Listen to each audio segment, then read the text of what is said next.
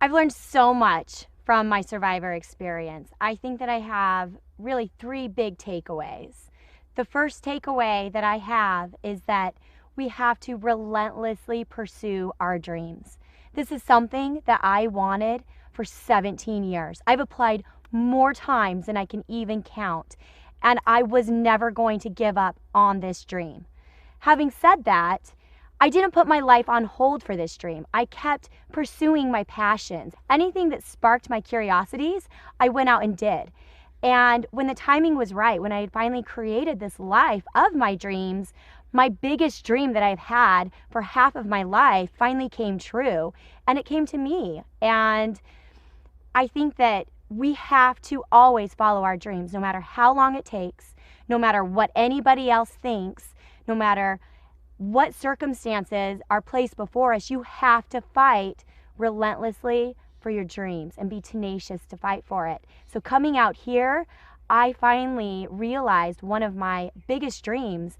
I have had Survivor on my vision board in front of my mirror. I have looked at it for over 10 years now, every single morning, and I'm finally here.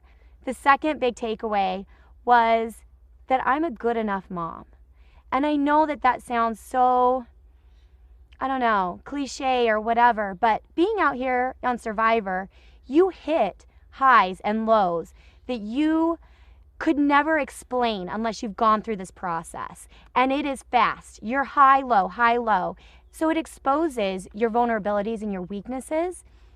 I learned out here that I love being a mother, and it is my life and my passion, and I do everything I can, and my entire life revolves around my boys, but I never felt like I was enough for them.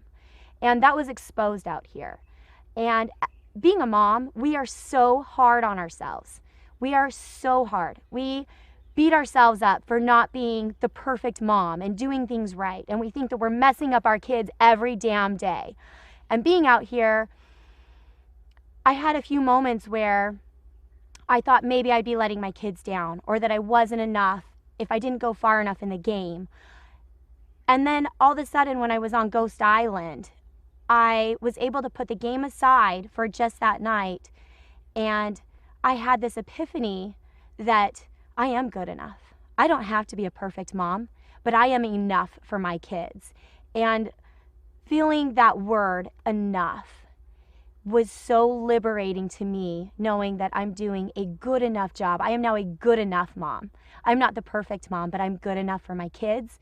And being a single mom, that also really hit home that I can now validate myself. I don't need anybody else to ever validate me as a mother.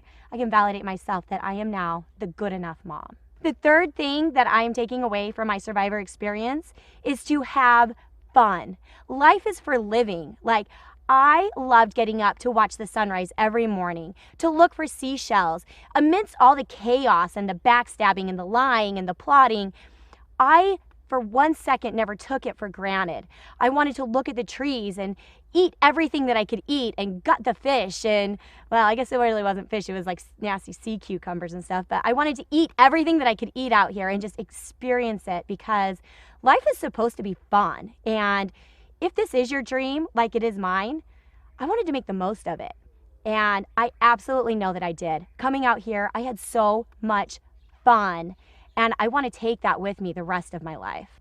I played Survivor exactly how I wanted to play Survivor. I went out there. I knew that I was going to have a social game. I made relationships. I built relationships. I feel like, Survivor is a game of luck. A lot of it is luck. It's not all luck, because a lot of it is what you do with your luck. But for the cards that I was dealt, I felt that I was pretty relentless in my game. And whether that was searching for idols, running up mountains, or just eating anything that I can eat, because I knew that just having that food in your stomach would give you a strength, or making people laugh, or having strategic conversations with people. Whatever it was I needed to do to adapt in that moment, I did. And I feel very proud of the game I played. Do I have more fight left in me? Hell yeah. But for what I was given and what I did, I'm very proud of the game that I played, because I know that I did everything I could, and that in moments where I had two decisions to make, I followed my gut, and I feel good about following my gut feeling in any of the decisions. And ultimately, you're right, I got voted out 5th. I, got voted out way before I wanted to. I had a lot more game left in me to play, but that's the way that the cards fell. And I am proud because I went out there and I played hard. I didn't go out there to play somebody else's game. I had no problem calling anybody out and saying, you're not playing this game. I want to play. So play with me. And I feel proud. I feel proud of the way that I played because I played how I intended to play going in. Do I want to play more? Yes.